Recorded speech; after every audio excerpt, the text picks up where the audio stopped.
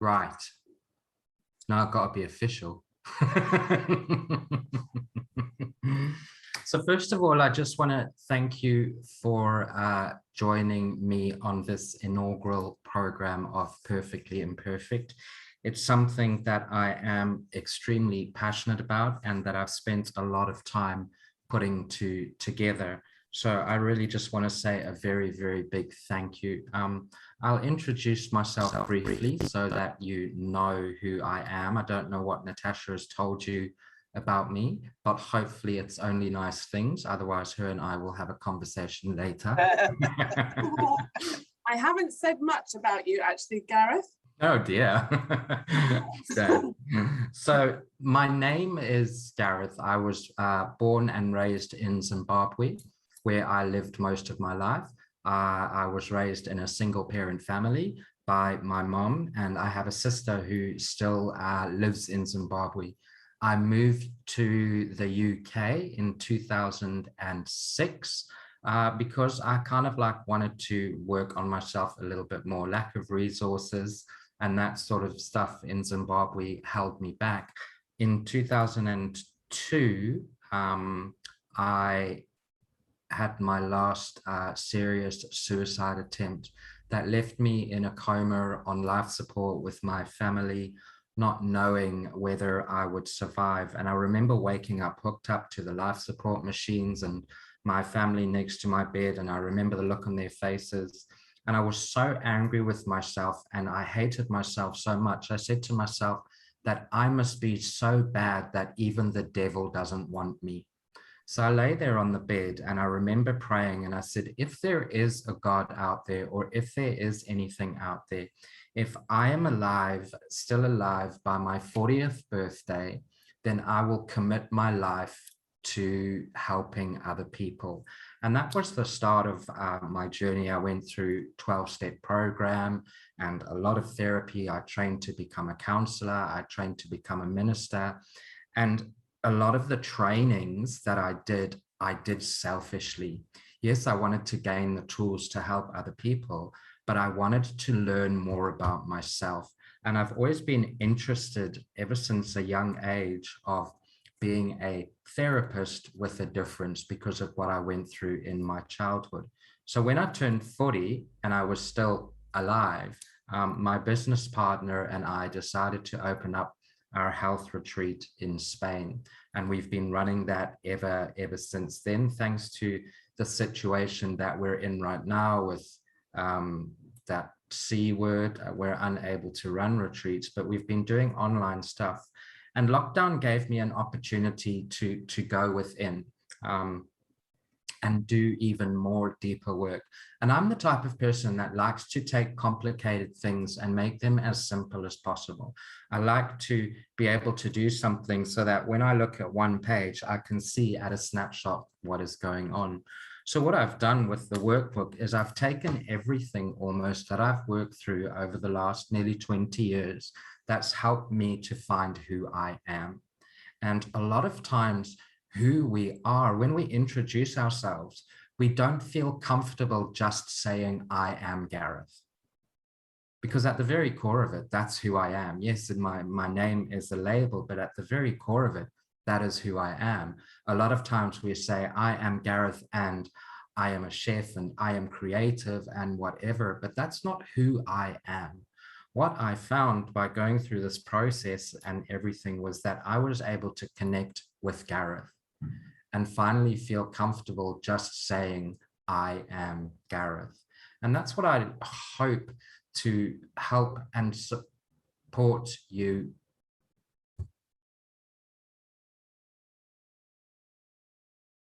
Where you gone? Where did you, where? You're back. And that's what I want to do through the course of the next 12 weeks, is to kind of like help you and guide you to go within so that we can come out the other side being comfortable saying, I am Natasha, or I am Nicola, or I am John, or whatever it is. So that's a little bit about me and how Perfectly Imperfect came about. You have the workbook and you have the Facebook group. The Facebook group is going to be where we interact in between calls. So if there's any questions that come up that you would like me to answer, just post them there. If you have any information that you want to share or some insights that you want to share, just post them there. But what I want to do before we start in this introductory session is we're not going to go into stuff in too much detail, but some of this stuff is going to make you think. So I'm going to cover some basics. I have some notes. So if I look down, it's just because I'm referring to my notes. I want to make sure that I cover everything.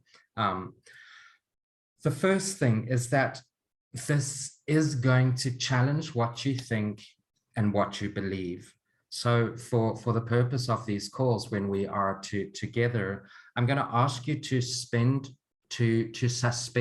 your current reality and allow yourself to question things, to give yourself permission to think differently, because it's our current thinking that has got us to where we are today. If we want to change and we want to make changes in our lives, we need to start thinking differently. But a lot of times we get so trained to think the thoughts, and I'm going to go into thoughts a little bit later on. We get so trained into thinking the same thoughts that we continually get the same results. The next thing, it may feel like, especially at the start of all of this, that things are very negative. And the reason that we do that is that we are very good at being negative. Think about it. If we were happy with where we are today, would we be beating ourselves up so much? Would we be questioning ourselves so much? So we're going to use what I believe is one of our strengths, and we're going to start from the negative, because I'm good at being hard on myself. I'm good at thinking negative things. We're better at, I don't know why it is, but we're better at thinking negative than we are thinking positive.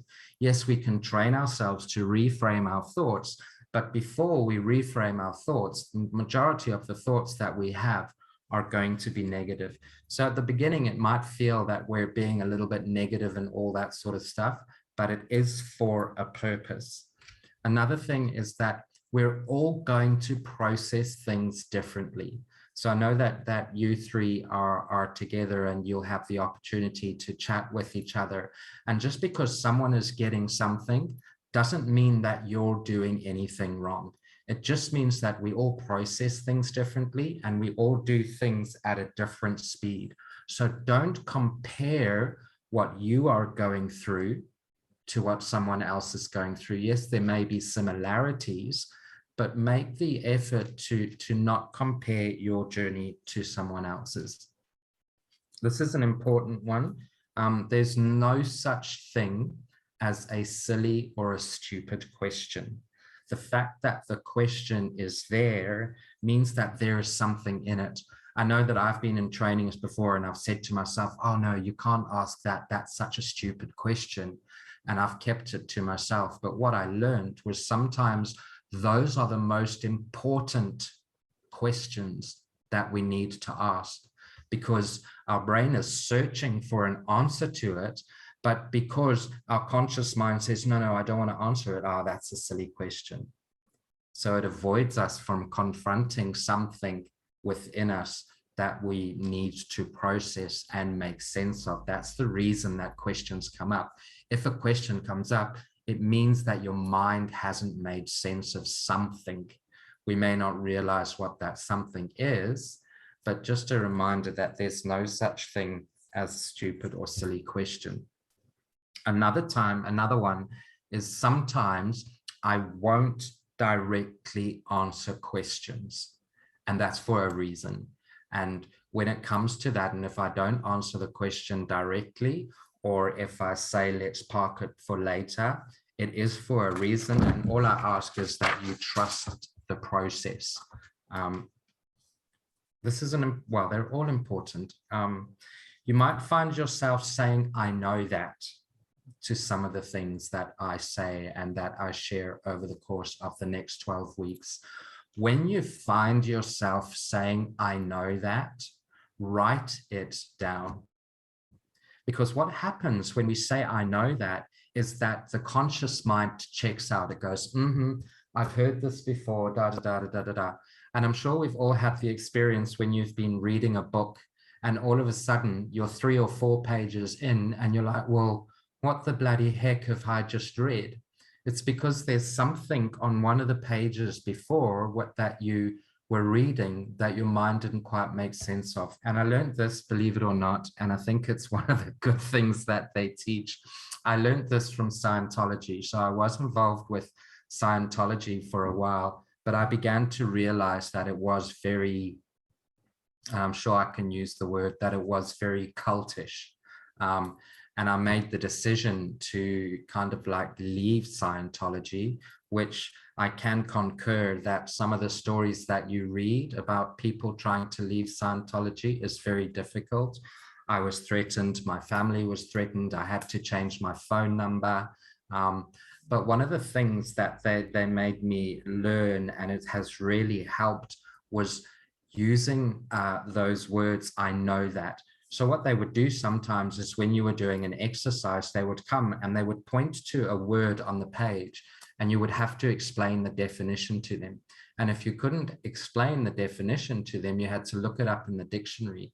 And that's sometimes what happens is when we're reading a sentence or when we're reading a paragraph, there might be a word that we don't quite know the meaning of, or we don't quite know the context of which it's being used, and our mind checks out. And it's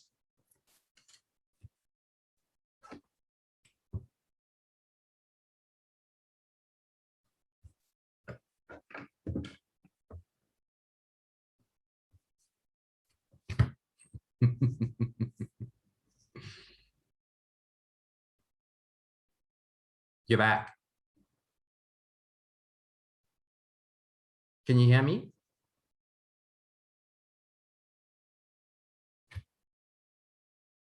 Okay. So I'm going to carry on. I can't remember where I was, but that doesn't matter. So when we use the words, I know that, make sure that you write it down so that you can stay in and stay engaged. Because what I used to do was, instead of making a to-do list, I would make an I know that list.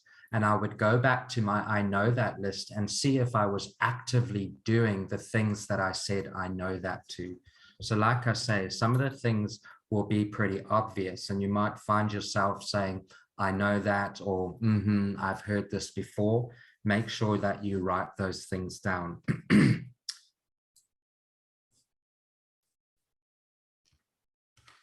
Done that one.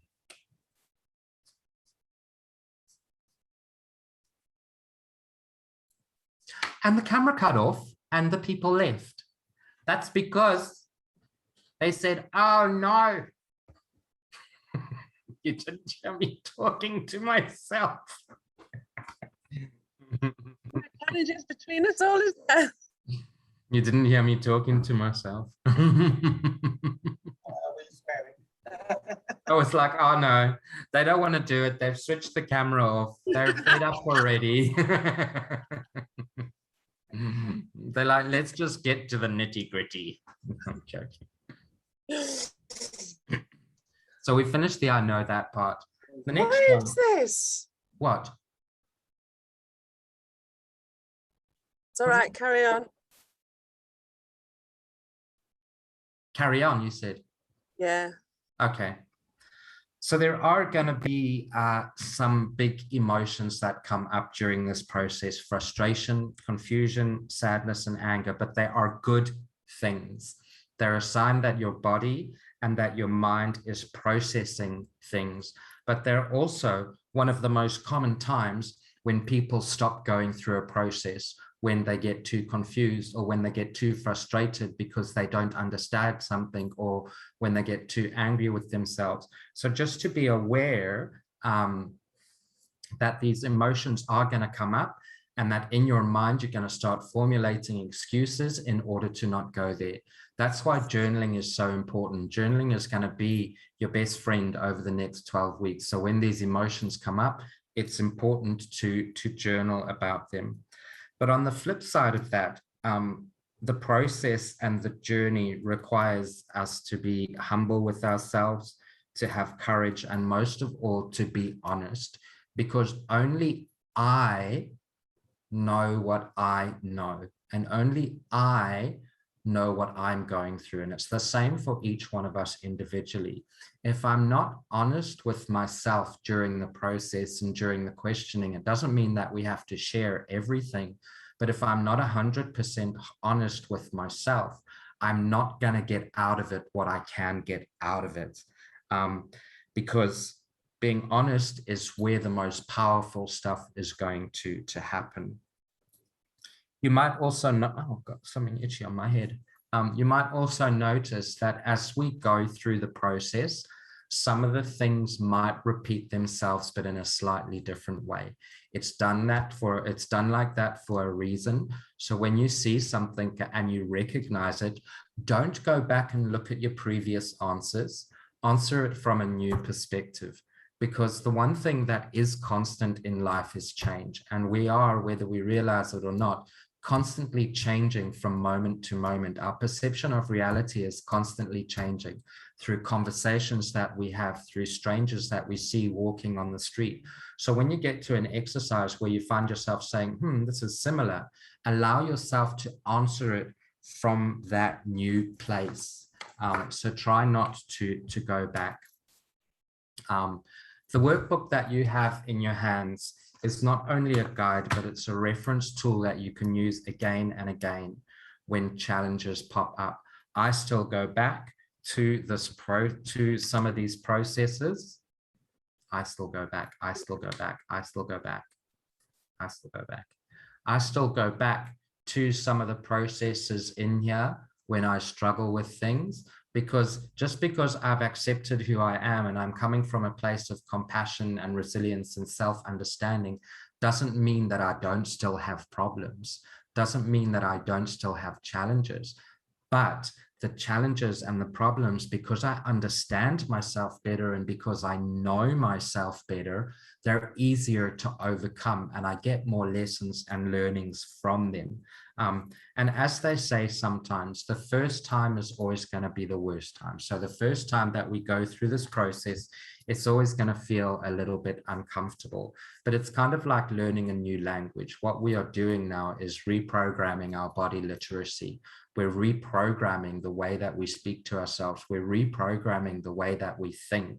So it's like learning a new language. At first, it's going to be confusing and we're going to want to revert back. This morning, I went to see my psychiatrist for my monthly checkup.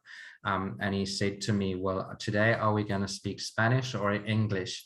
And I said to him, can we speak English, please? And he's like, no, we're going to speak Spanish. And I found myself panicking inside. I'm like, oh my God, I'm not going to be able to do this.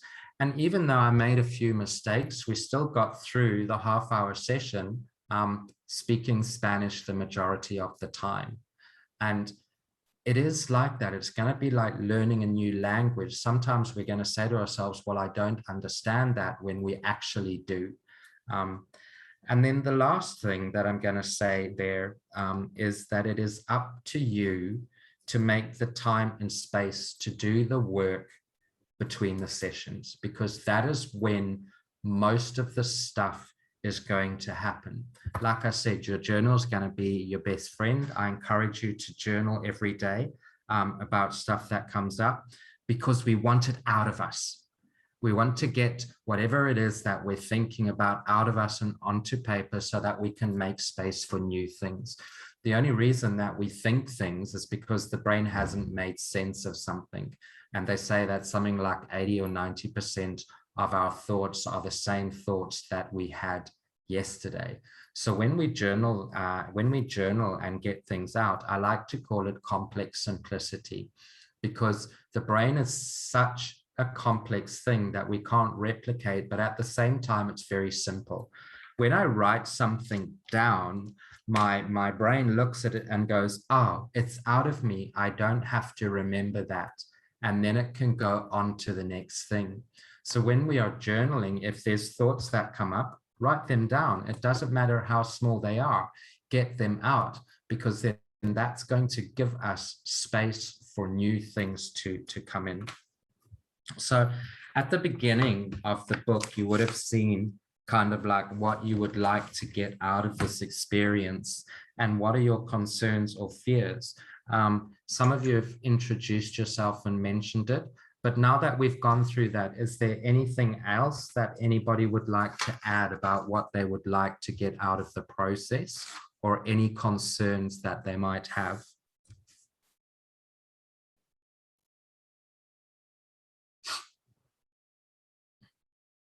Or you're all okay with it? Yeah, I'm okay, but I'm feeling a bit nervous, I have to be honest. I don't know why, but I'm feeling, yeah, I'm going to be uncomfortable, I think. Yeah. I think the most important thing when it comes to emotions like that is for me, nervousness is a good thing, because it is kind of like your mind is anticipating something new. And a lot of times for many people, the fear of the unknown creates anxiety and creates nervousness. So we're going through a process that we haven't been through. We're going to go inside, which for many people is a place that we only go on our own. But this time around, kind of like we have, first of all, we have each other. And second of all, you have me to guide you as best as I can. So the nervousness is a good thing. So when it comes up too much, just do your best to journal it. Try and be kind of like specific with your feelings and emotions, and say to yourself when you're journaling, okay, well, what specifically am I nervous about? Or what specifically am I anxious about? Because then your brain is going to go, okay, well, I'm a little bit worried about what I might find out, or I'm a little bit worried about X, Y, Z. And it just helps us to kind of like look at it. And again, using the complex simplicity, the brain is going to go, it's out. I don't have to focus on the nervousness now. I can stay engaged. So I want to share two principles with you right now. And I'm going to share my screen. Hopefully you'll be able to share it. Let me go there. Yeah, this one first. No, not that one, Gareth, for God's sake. Can you see my screen? Yes. Is it a picture of a tree? Yes. Yes. Okay. So what I want to introduce you to is the concept of blue sky thinking. And blue sky thinking is a concept that the sky is always blue, and it never, this isn't in the workbook, so I'll upload the diagram into the group. I'll upload these two diagrams. And the concept of blue sky thinking is that when you think about it, the sky is always blue and never affected by what is going on around us. So some days we can see the blue sky, other days we can't. And that's what kind of like happens with our thoughts. Our thoughts come and go like clouds in the sky. Sometimes when the sky is clear and blue, we have a sense of calm, things are going well, we're generally quite happy. Other days it can be a little bit cloudy or a little bit mild. So there'll be a few clouds in the sky. So there'll be things in your mind. Maybe you're taking on problems of others. There'll be mild stress. So I'll use John's example that now the sky is like slightly cloudy. There's a bit of nervousness. So there's some nervous thoughts. There's a few clouds in the sky. At other times can be quite overcast. And that's when we start to get stressed and frustrated, and there's lots of different things going on all at once. Or like it says there can be times when it's really stormy. So we have overwhelm, we have anger, we feel lost. There's those severe, big emotions. But behind those clouds, the sky is always blue. And blue sky thinking is that process where I kind of like look at my thoughts as the clouds in the sky, rather than see just the clouds. And those thoughts are going to be, our thoughts are going to be kind of like influenced by loads of things. So there's going to be politics, there's going to be media, society, the internet, friends, religion, family. They're all going to have an influence on how cloudy my blue sky is. But I'm that tree. And you can see that the image of the tree there. And the tree is planted on the ground. And if my ground is not firm and is not well cultivated, and you're in kind of like the perfect environment for this as an example, because a lot of stuff that is grown at Soul Haven is not going to grow if the ground is not fertile. So we take our time to nurture the ground. We take our time to nurture the plants. And I'm going to be as strong as my trunk. So those thoughts and the weather in the sky is going to affect my tree. I'm not always going to stand still and calm and straight. It is going to have an effect on my tree. But what I want to start doing is I want to start strengthening my trunk, which is my sense of self and sense of who I am. And that's the purpose of this program, is we want to strengthen that sense of self. And we also want to ground ourselves in our resources. So we have those roots below, which is honesty and self-belief and support, things like our outlook on life. Those are all things that we can draw upon to make the tree stronger. And we are kind of like as strong as our personal resources. And those are the things that are what we fertilize the ground with. And above the surface, you see there the surface of the tree, or the tree that's above the ground. That's what we stand for in life, how we show up in life. That's our personal knowledge and how we display it. That's our filters and our perceptions and how we see the world. So this is what I was saying in answer to John's question earlier on.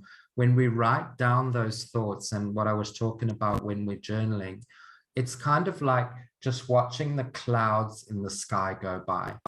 And always to remind ourselves that the blue sky is always there. The clouds are not the sky.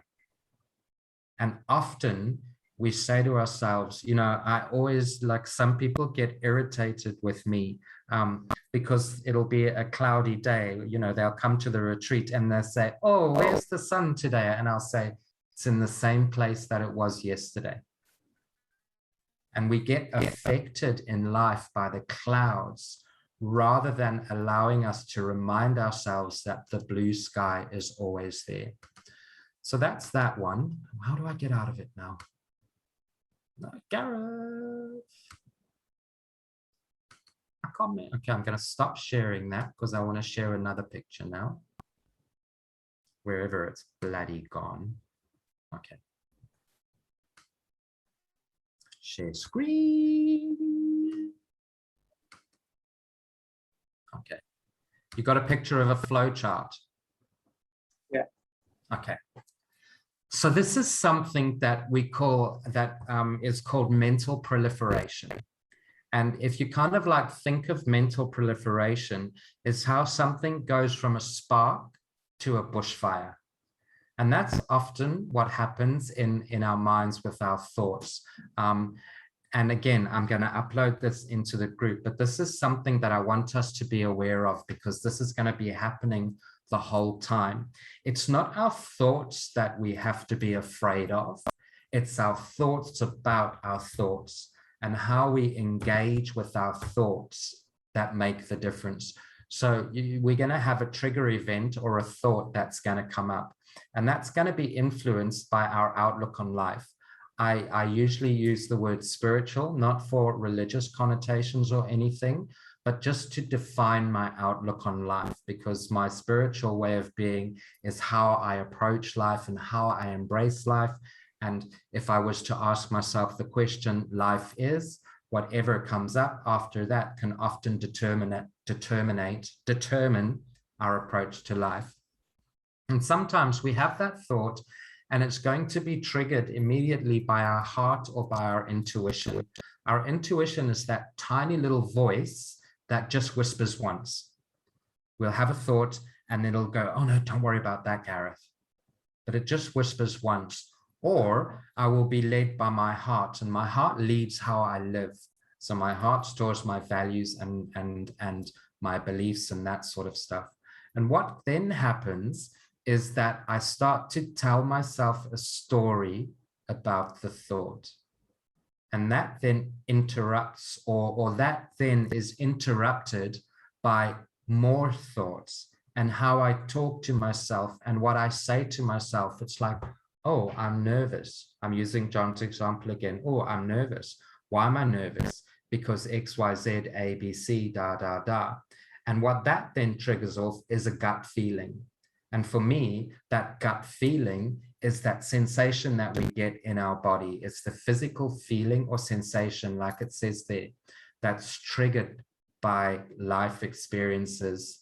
And it's like an alarm going off. And then we have thoughts about thoughts. And so it goes on and on and on. And we come up with the story to make it mean something. And we create more sensations and more emotions. And eventually we get to this point where we create a new story. It's like, that's why I'm nervous. So it updates our filters and all that sort of stuff. So I've just gone through it very quickly, but I'm going to put it in the group. So just to be aware that throughout this process, we're going to have thoughts that come up, but then we're going to have thoughts about the thoughts. And we're going to start telling ourselves stories about those thoughts. So it's just something for you to be aware of. I'm going to stop sharing that. Does anyone have any questions on those two diagrams or anything that isn't quite clear?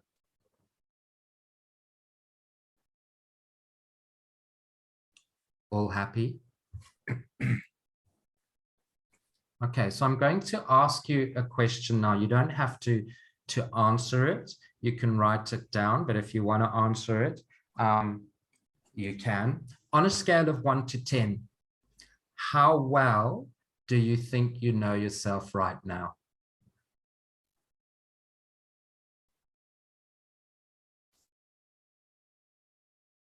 Mm-hmm. We're all running away now.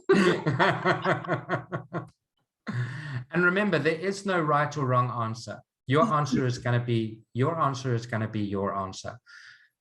So I just want you to write it down somewhere at the beginning of your workbook or at the beginning of your journal.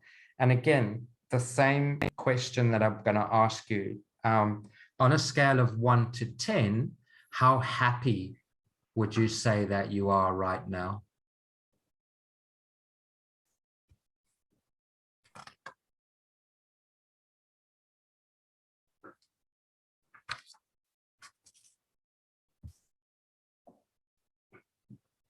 Because the point that I want to kind of like emphasize on this, and it's an important one, so we're going to go into some of this stuff now, is that where I am today, I am a copy of little bits and pieces of everybody that I've come into contact with.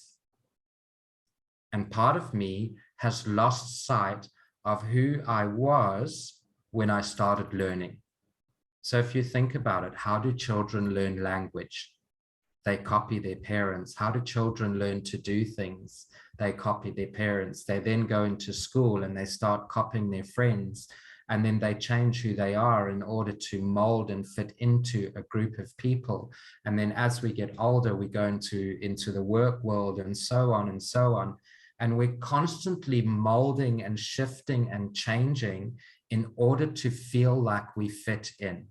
That eventually we get to a point of our lives, and that's why I'm really humbled that you guys have chosen to join in this journey. We get to a point in our lives where we kind of like, sometimes I speak French. We get to a point in our lives where we go, well, who the fuck am I? It's been so long since Gareth did what Gareth wanted, but what does Gareth really want?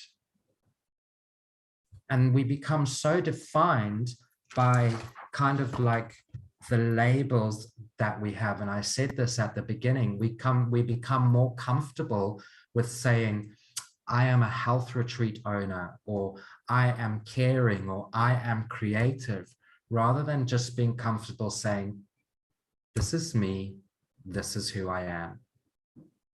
And sometimes people aren't comfortable hearing that either, because they've been taught that who they are is what they are. And without my what's, then who the fuck am I? And we use these labels to justify who we are, and our sense of happiness and our sense of knowing ourselves comes from how well we're doing with those labels. So if I'm doing well, and this is something that Tash and I have in common, if I'm doing well as a chef and my food is being well received and the plates are coming back empty, then I'm being validated as Gareth. If I hear people saying, oh, they're happy or whatever it is when they're around me, then I'm validated as me. So my sense of happiness is going to be determined by the level of success that I have from those labels. So what we want to start to do through this process is we need to realize that, and it makes me emotional when I talk about this. Sometimes I do get emotional, and that's only because I am so passionate about what I do. And as I go through it, I'm remembering the journey that I went through, and I'm so glad that I went through it to get to this point here. And I'm so glad that I finally have, yeah, you can speak French. I finally found the balls to share it, because for so long I've kept it to myself. And eventually I got to this point where I understood my values. I understood what I stood for. And I said to myself, well, Gareth, if you really give a shit about helping other people, why the fuck aren't you talking about this stuff? And that's what kind of like gave me the nudge. I connected with the core of who I was and what I really stood for. And that journey of self-acceptance starts with self-compassion. And we need to, right from the process, give ourselves permission to be kind to ourselves. It's easy for me to say, oh, just be kind to myself. But sometimes, because I haven't been kind to myself for so long, I don't know how to do it to me. So it's kind of like almost saying, well, Gareth, do you know what? I'm giving you permission to be kind to yourself. Because a lot of what we're going to be doing is we're going to be working on the past. And the past is a movie that sometimes we keep playing over and over and over again. And we're constantly trying to act in the movie. But what we do for the purpose of this exercise in Buddhism and Eastern philosophies, they call it operating from a place of detachment. So we're going to operate from a place of detachment where I become the director and I'm not directly engaged in the movie.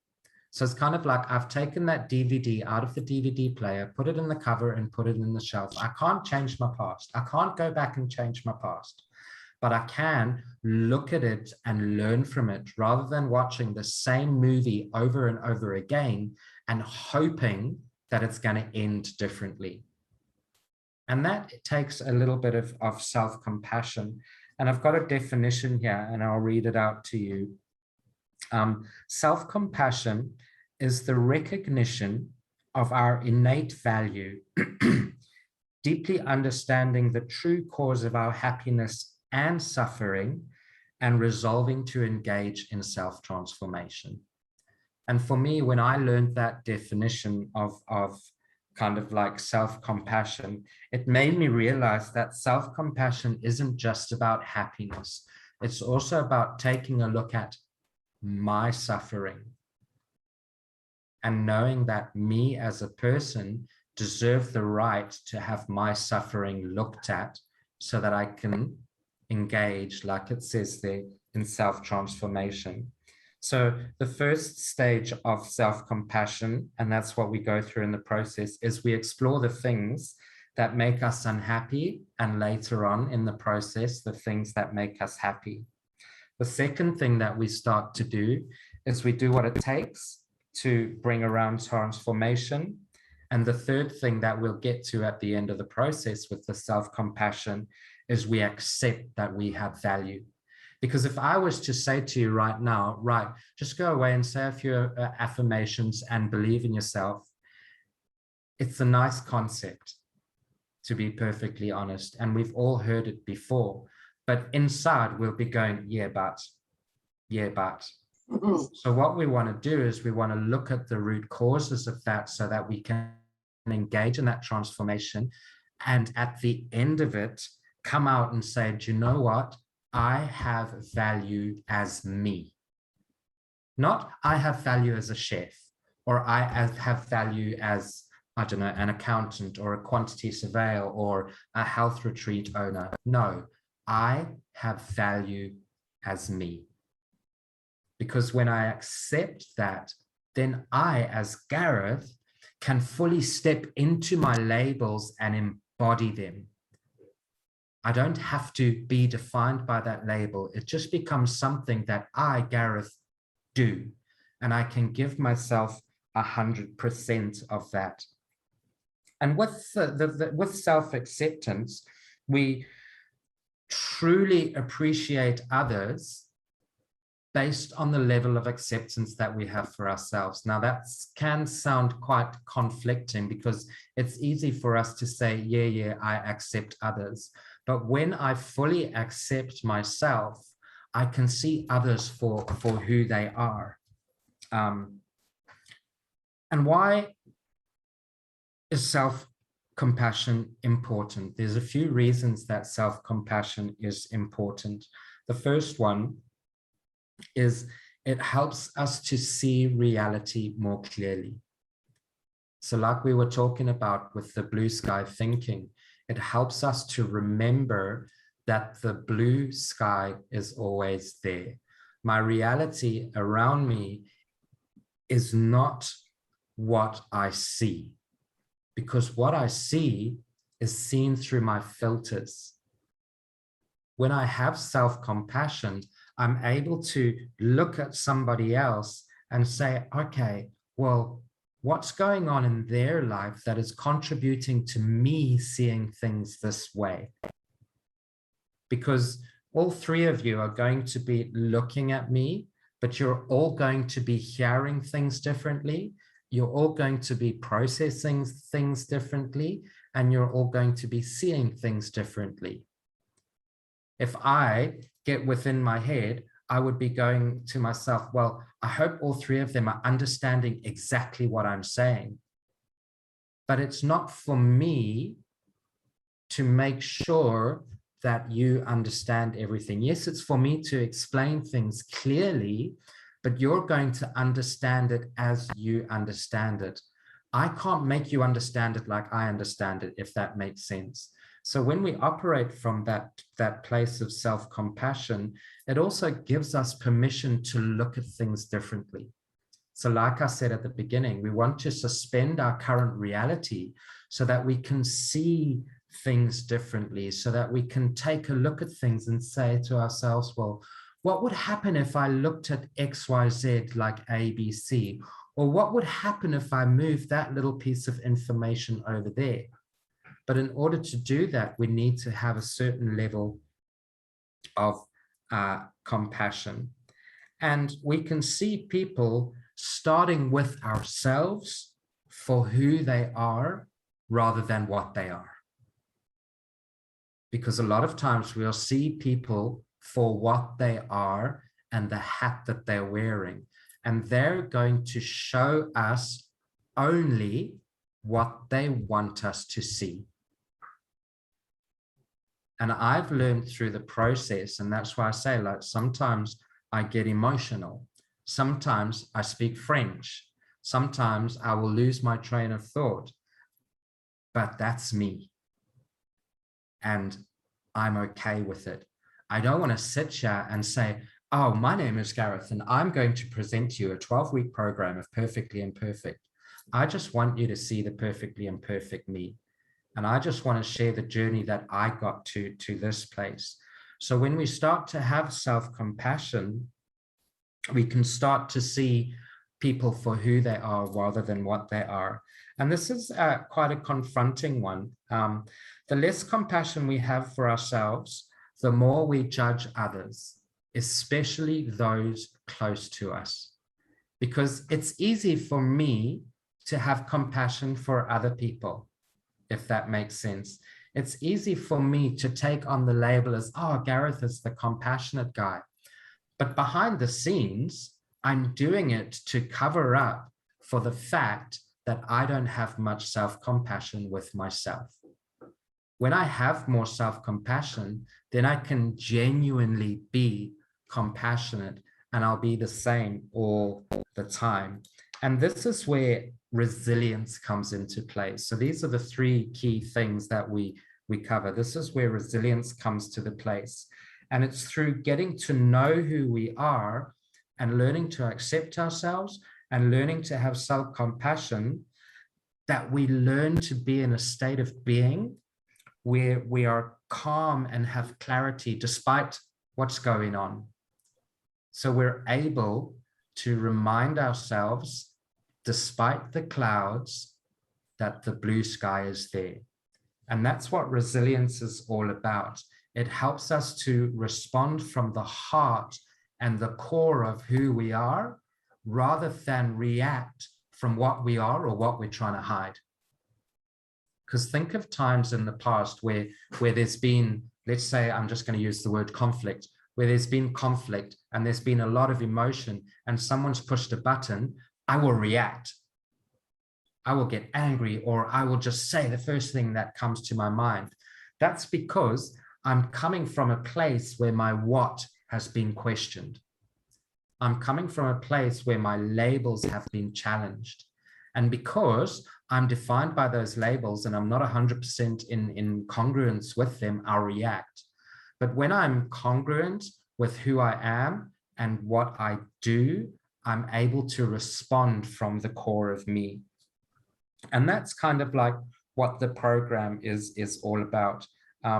Is happiness is a stool with 3 legs, and they all need to be worked on. And those 3 legs are the core of the program. They're the self-acceptance, the self-compassion, and the resilience.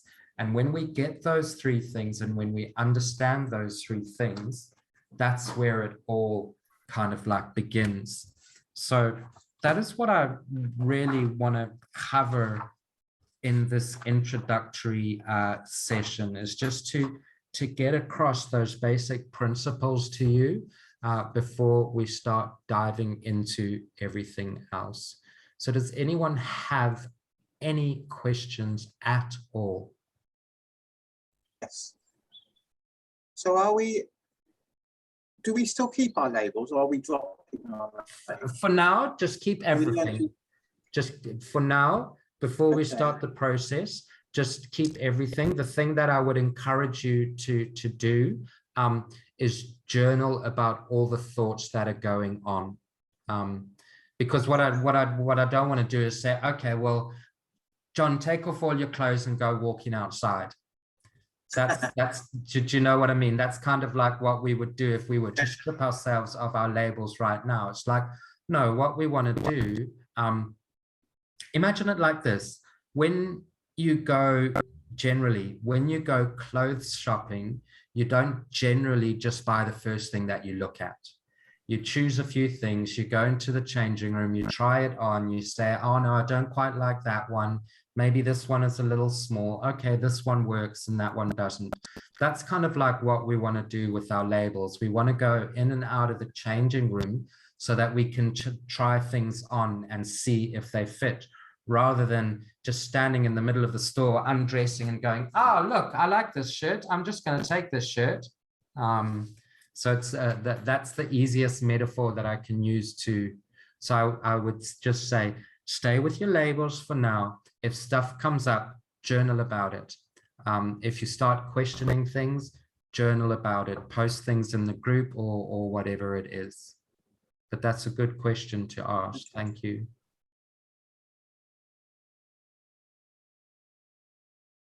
Don't rub your head like that, Natasha.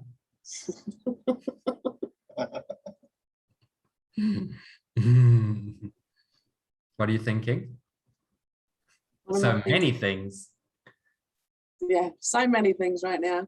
It's gonna sit for a while. Yeah. I want to go to sleep. That's a common thing though. Yeah. You know, when you get a load of new information, you can get very tired because in the body, your brain uses the most electricity. The brain is the organ that uses the most electricity, or as we like to call it, energy. So when we get given a lot of information, the brain kind of like ramps up speed and it takes up more energy. So it's processing things faster and faster. So what it does is it says, fuck me, I need more energy. Let me take energy from the rest of the body. And that makes us tired because when I sleep, the other organs within my body aren't using any electricity. So my brain can use all the energy that it has. So what I would encourage you to do is kind of like just go out and get some fresh air. Fresh air is the best thing because when we take on oxygen, we're like, you know, we're oxygenating the cells and we're going to give our brains more energy. Drink some water, have something to eat, preferably, well, I know that you like raw stuff. So something raw that has energy in it, but feeling tired and yawning as well is a common thing. It's because your brain has like gone a little bit into almost like overload and says, oh my God, I need energy. Where am I going to get the energy from? Make sense? Yeah. Nicola, do you have any questions? I kind of like that you've given us permission and you told us to give ourselves self-compassion, because I'm aware that I never do that. And for me, it feels really indulgent to do that. So the fact that you've kind of said, go and do that makes it okay, because I wouldn't be able to say that to myself. I think the important thing to realize is that's why I like to use the term, give yourself permission to give yourself self-compassion. Because yeah, I 100% agree with what you say. Like when I started the process, or, you know, when I started working on this long ago, it's like, well, how selfish is that of me to think of myself? But when I kind of like almost like speak to myself in the third person, it's like, okay, I'm giving myself permission, even if it's just for 2 minutes, to have a little bit of kindness and compassion towards myself. Remember, it's like learning a new language. We don't learn the new language, the whole dictionary at the time. We start at the letter A. So that's what it's going to be like. It's like, okay, today, whether I do it or not, I'm giving myself permission. I think that I am, how do I say this? I think that I'm very lucky in the fact that I live with schizophrenia. So I have learned to talk to myself a lot of times in the third person, because there is so much bullshit going on in my head all the time. And in the past, the bullshit used to get the better of me. And I did things that when I look back now, I kind of like regret. So I know that schizophrenia is always going to be a part of my life, but I don't have to do it. So a lot of times I will say to myself, when I talk to my therapist, we'll talk and I'll say, well, this is what Gareth has been thinking. And this is what, you know, this is what Matthew has been saying. And this is what Suicide Mike has been saying. And it's like, no, I give Gareth permission to be kind to himself. And I think that's why I say, I think I'm very fortunate and blessed to have this condition, because I've learned to talk to myself in a very different way.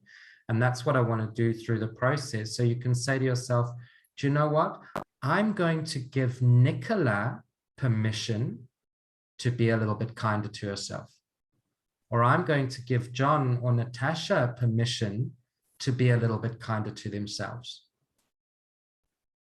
Does that sit better? Yes, it does. I saw the smile. It's dropped. Yeah.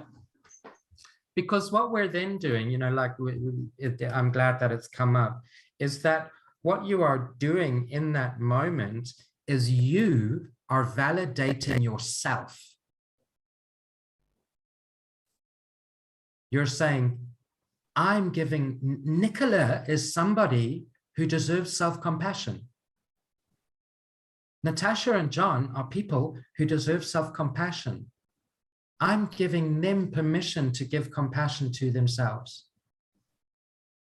And it feels a lot more comfortable than me saying, oh, I need to give myself compassion. Because you see, the reality of it and the truth of it is Nicola and Natasha and John and Gareth are labels. Who I am is me, I. That's who I really am. I'm just I. Gareth is a label that has been given to me.